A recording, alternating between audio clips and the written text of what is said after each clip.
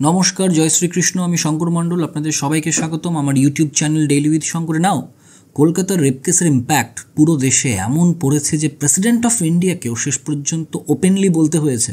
Honestly যদি আপনি আমাকে জিজ্ঞেস করেন, আমি বলবো খুবই দুর্ভাগ্যজনক আজকে ভারতবর্ষে উইমেন সেফটি এমন অবস্থায় পৌঁছে গেছে যে শেষ পর্যন্ত আমাদের প্রেসিডেন্টকে এসে বলতে হচ্ছে যে ম্যাই ডেরি হুই হু আর নিরাশ হু, যার অর্থ হলো আমি ভীত অনুভব করছি এবং নিরাশ হয়েছি। কলকাতার রেপ ও মার্ডার কেসে ভারতবর্ষের প্রেসিডেন্ট ওপেনলি এই স্টেটমেন্ট দিয়েছে। আর এই ভিডিওতে আমরা আলোচনা করব ভারতবর্ষ উইমেন সেফটির দিক থেকে পৃথিবীতে কোথায় দাঁড়িয়ে আছে, প্রেসিডেন্ট অফ ইন্ডিয়া কি বলেছে, এবং আমরা সত্যি যদি দেশের পরিবর্তন চাই তবে আমাদেরকে বেসিক ফান্ডামেন্টালি কোন কোন জায়গায় পরিবর্তন করতে হবে তা নিয়ে। এখন দেখুন, রিসেন্টলি একটি সার্ভে আউট হয়েছে 4-5 দিন হলো। এই সার্ভেটার নাম হচ্ছে উইমেন ডেঞ্জার ইন্ডেক্স। এই সার্ভেটিকে রেডি করেছে ওয়ার্ল্ড পপুলেশন রিভিউ। আর এই সার্ভেতে বলা হয়েছে যে পৃথিবীর 10 সবচেয়ে ভয়ানক দেশগুলি কোনগুলি উইমেন সোলো ট্রাভেলারদের জন্য। এই সার্ভেটিকে করা হয়েছে যাতে যদি ভবিষ্যতে কোনো মহিলা ট্রাভেল করে বাইরের যে কোনো দেশে ঘুরতে যায় তবে তাদের জন্য এটা জানা থাকে যে কোন কোন দেশে তাদেরকে বেশি সাবধানতা অবলম্বন করতে হবে। এখন হয়তো আপনারা ভাববেন যে এই সার্ভেতে ভারতবর্ষ হয়তো টপ 3 বা টপ 4-এ থাকবে, কিন্তু সারপ্রাইজিংলি আপনি এখানে দেখতেই পাচ্ছেন যে নাম্বার 1 বা most dangerous country for solo women traveller বা মহিলাদের জন্য হচ্ছে সাউথ আফ্রিকা। সাউথ আফ্রিকাতে দেখুন মাত্র 25% মহিলারাই বলেছে যে তারা কোনো রকমের সঙ্গী বা পার্টনার ছাড়া রাতে ঘোরাঘুরি করতে পারবে। তাছাড়া বাদবাকি 75% মহিলা নিজেদেরকে অত্যন্ত আনসেফ ও আনসিকিউরড মনে করে আর কি। দ্বিতীয় নম্বরে আসে ব্রাজিল, যেখানে ক্রাইম এগেনস্ট উইমেন খুব বেশি স্পাইক করেছে বিগত কয়েক বছরে, খুব বেড়ে গেছে। আর তৃতীয় নম্বরে এসেছে রাশিয়া। একদমই ঠিক, রাশিয়া। এখানে দেখুন আপনাদেরকে বলে দিই যে ডোমেস্টিক ভায়োলেন্সের ব্যাপারে পৃথিবীতে রাশিয়ার থেকে বাজে দেশ আর হয় না। রাশিয়ার সমাজে একটা প্রবলেম আছে, এখানকার পুরুষেরা মাঝে মাঝে অত্যাধিক পরিমাণে অ্যালকোহল ড্রিঙ্ক করে নেয় এবং তারপর বাড়িতে এসে যে ওয়াইফ বা পার্টনার থাকে তার সাথে কিন্তু বাজে আচরণ করে, ডোমেস্টিক ভায়োলেন্স হয়। এসব ছাড়াও রাশিয়া থেকে কিন্তু খুবই হরিফিক কেস আমাদের সামনে এসেছে। তারপর একে একে আপনারা দেখতেই পাচ্ছেন মেক্সিকো, তারপরে ইরান, ইজিপ্ট, মরক্কো, এইসব দেশের র্যাঙ্ক মোটামুটি সমান। আর 9 নম্বর স্থানে আপনারা দেখতে পাচ্ছেন ভারত। আর এই লিস্ট দেখানোর মাধ্যমে আমি এটা বলতে চাচ্ছি না যে ভারত 9 নম্বরে আছে, আমাদের তাই চিন্তা করার কোনো বিষয় নেই, এমনটা নয়। আসলে আমি তো উল্টোটা বলবো যে বিগত কয়েক বছরে এই সমস্ত বিষয়ে যতই না লিস্ট বেরিয়েছে তাতে ভারত কোনো না কোনো জায়গায় দ্বিতীয়, কোনো জায়গায় তৃতীয়। মাঝখানে একটা সার্ভেতে এটা বলা হয়েছিল ভারত নাকি সবচেয়ে বাজে কান্ট্রিতে রয়েছে মেয়েদের সেফটির দিক থেকে। তারপর ধীরে ধীরে কোথাও 4th, 5th, 9th।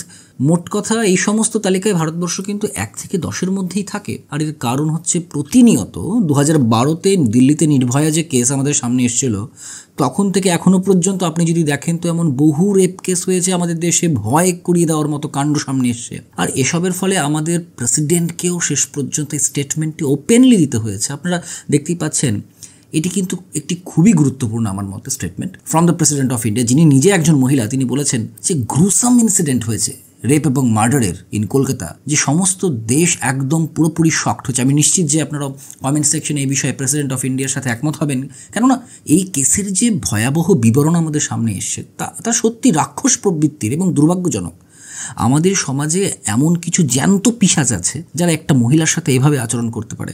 President of India আরও বলেছে যে এটা ডিসমেইড এবং হরিফাইড ছিল যখন তিনি এই সমস্ত ঘটনার ব্যাপারে জানতে পারলেন। আর তিনি এটা বললেন যে সবথেকে ভয়ানক ব্যাপার হচ্ছে এটা কোনো একটা ঘটনা নয়। দেখুন, কলকাতায় যেটা ঘটেছে সেটা সত্যি অবর্ণনীয়, কিন্তু আমাদেরকে লার্জার পিকচারে দেখতে হবে যে আমাদের দেশে যেন একটার পর একটা মহিলাদের উপর ক্রাইম সিরিজ চলছে।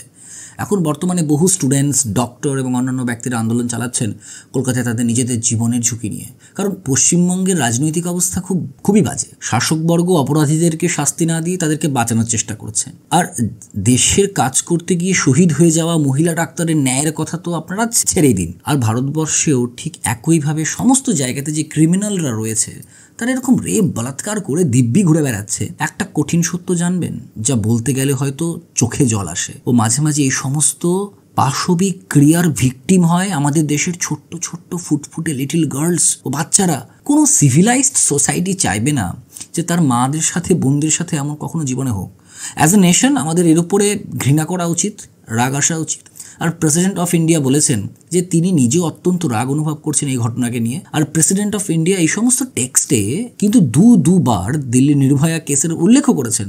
তিনি এটা বলেছেন যে এই সম্প্রতি দুজন বাচ্চা তাকে নাকি রাখি বাঁধতে এসেছিলেন, আর বাঁধতে এসে তাকে প্রশ্ন করেছিলেন যে আপনি আজ প্রেসিডেন্ট ভারতবর্ষের, আপনি কি অ্যাসিউরেন্স দিতে পারেন যে ভারতবর্ষে আর কোনোদিন আমাদের সাথে নির্ভয়ার মতো কেস হবে না? তো সেই ক্ষেত্রে তাকে বাধ্য হয়ে এটা বলতে হয়েছে যে দেখুন, সরকার যতটা পারে চেষ্টা চালাচ্ছে, তবে তার সাথে সাথে তোমাদেরকেও সকলকে সেলফ ডিফেন্স ট্রেনিং নিতে হবে, মার্শাল আর্টসের ট্রেনিং নিতে হবে, যাতে সময় এলে তোমরা নিজেরাও নিজেদেরকে কিছুটা হলেও রক্ষা করতে পারো। এই কথাগুলো প্রেসিডেন্ট অফ ইন্ডিয়াকে বাধ্য হয়ে বলতে হয়েছে।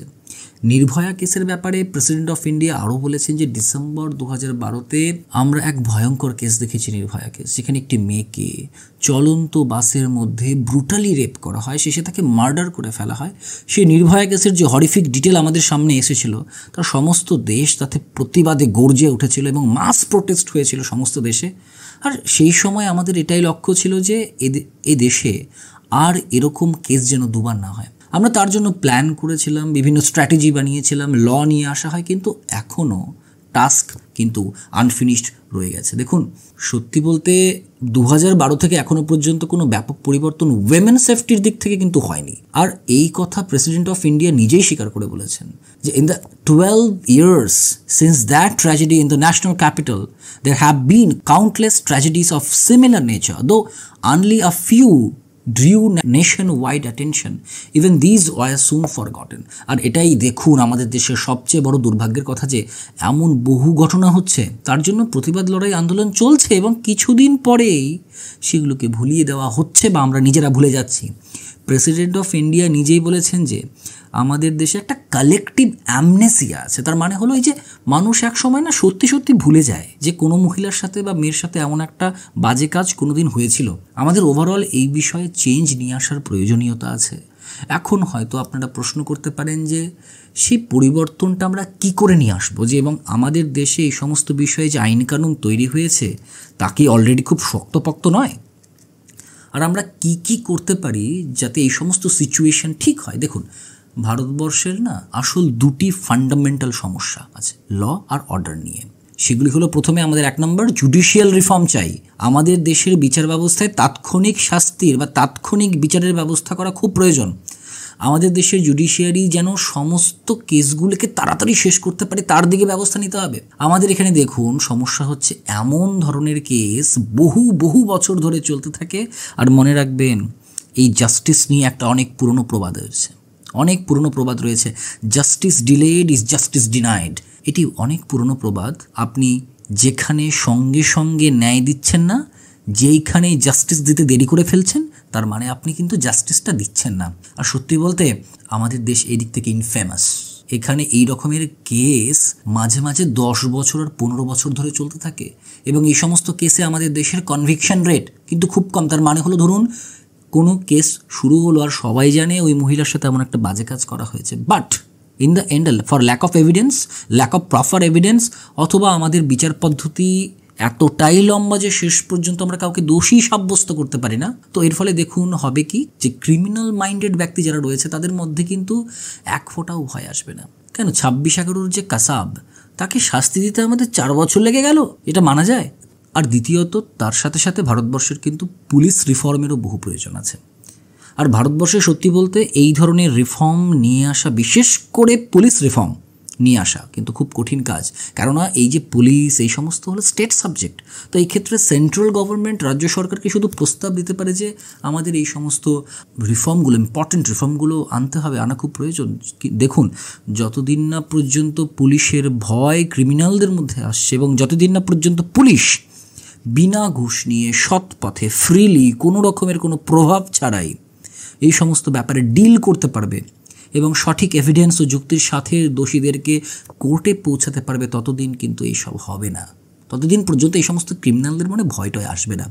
তো ভারতবর্ষের যতদিন পর্যন্ত এই দুটি রিফর্ম, জুডিশিয়ারি রিফর্ম ও পুলিশ রিফর্ম না হচ্ছে, ততদিন পর্যন্ত যা মনে হচ্ছে আনফর্চুনেটলি এই সমস্ত ঘটনা কিন্তু চলতেই থাকবে। যতদিন না পর্যন্ত দেশে ল অ্যান্ড অর্ডার স্ট্রং হচ্ছে এবং যতদিন না পর্যন্ত ক্রিমিনালদের মনে ল অ্যান্ড অর্ডারের ভয় আসছে, ততদিন পর্যন্ত এই রেপ অ্যান্ড মার্ডার মহিলাদের প্রতি, শুধু মহিলাদেরই নয়, এই রিসেন্টলি খবর এসছে যেখানে কিছু ছেলেদের বা পুরুষ মানুষের রেপ করা হয়েছে ইন ইন্ডিয়া।